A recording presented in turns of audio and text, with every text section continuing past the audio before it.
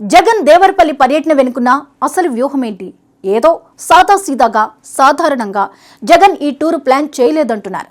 మరి అసలు వాస్తవం ఏంటి? ఎక్కడ పోగొట్టుకున్నామో అక్కడే వెతుక్కోవాలన్న సామెతను జగన్ తూచా తప్పకుండా ఫాలో అవుతున్నారా? ఈస్ట్ వెస్ట్ గోదావరి జిల్లాల్లో కాపుల ప్రభావం ఎక్కువ. అందుకే కాపులను దగ్గర చేసుకోవడానికి జగన్ అన్ని రకాల ప్రయత్నాలు చేస్తున్నారా? రాయలసీమలో వైసీపీ స్ట్రాంగ్ గా ఉంటుంది కాబట్టి ఉత్తరాంధ్ర జిల్లాల్లో పట్టు పెంచాలనుకుంటున్నారా? 2029 ఎన్నికలే లక్ష్యంగా వైసీపీ బిగ్ గేమ్ ప్లాన్ మొదలైందా? Let's watch.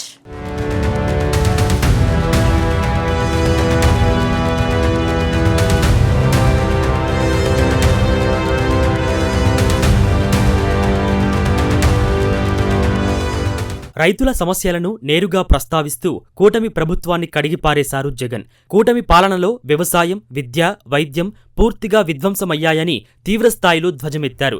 రైతులకు పెట్టుబడి ఖర్చులు పెరుగుతున్నా పంటలకు గిట్టుబాటు ధర దక్కడం లేదని, కనీసం బాధిత రైతులకు పరామర్శ కూడా కరువైందని జగన్ ఆవేదన వ్యక్తం చేశారు. అన్యాయాన్ని ప్రశ్నిస్తే అక్రమ కేసులు పెట్టి వేధిస్తున్నారని విమర్శించారు.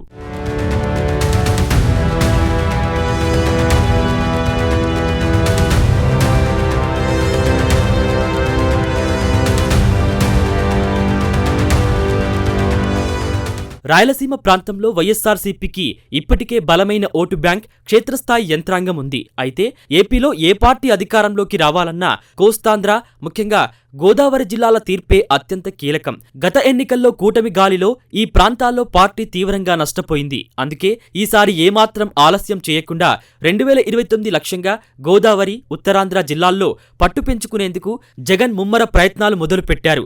ఎక్కడైతే పార్టీ బలహీనపడిందో అక్కడే మళ్లీ క్షేత్రస్థాయి నుంచి పునాదులు బలోపేతం చేసుకోవాలని నిర్ణయించుకున్నారట జగన్.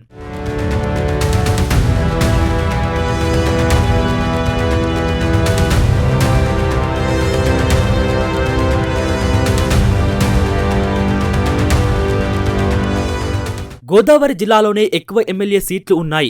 ఇక్కడ గెలిచే సీట్లే డిసైడింగ్ ఫ్యాక్టర్. ఈ రెండు జిల్లాల్లో కాపు ఫ్యాక్టర్ బాగా వర్కౌట్ అవుతుంది. గెలుపోటములను కూడా ఈ కమ్యూనిటీనే నిర్ణయిస్తుంది. ఈ విషయం బాగా గుర్తించిన జగన్ కాపులను తమ వైపు తిప్పుకునేందుకు పక్కా ప్లాన్ అమలు చేస్తున్నట్లు తెలుస్తోంది. ముద్రగడ పద్మనాభానికి మొదటి నుంచి ప్రాధాన్యత ఇవ్వడంతో పాటు ఇటీవల ఆయన మరణం తర్వాత సంతాప సభలను ఏర్పాటు చేశారు. రీసెంట్ గా కాపు నేత గూడపాటి శ్రీనివాసరావుకు జగన్ స్వయంగా కండువా కప్పి పార్టీలోకి ఆహ్వానించారు. గోదావరి కేంద్రంగానే వైఎస్సార్సీపీకి చెందిన కాపు నేతలందరితో కీలక సమావేశాలు నిర్వహిస్తూ వారిని మళ్లీ పార్టీకి దగ్గర చేసేందుకు అన్ని రకాల రాజకీయ ప్రయత్నాలు ముమ్మరం చేశారు.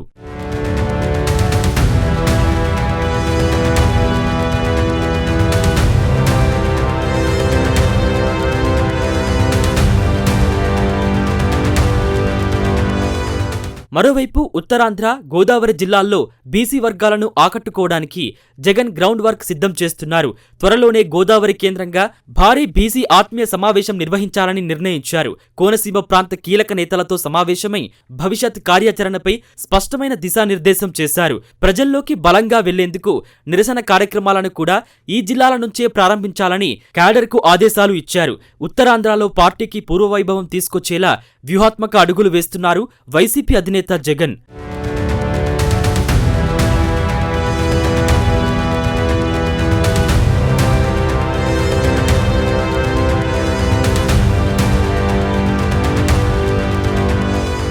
ప్రధానంగా రైతు సమస్యలను జగన్ ఆయుధంగా మలుచుకుంటున్నారు.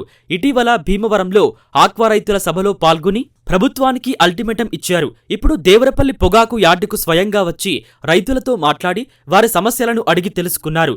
అన్నదాతలకు అండగా ఉంటానని భరోసా ఇచ్చారు.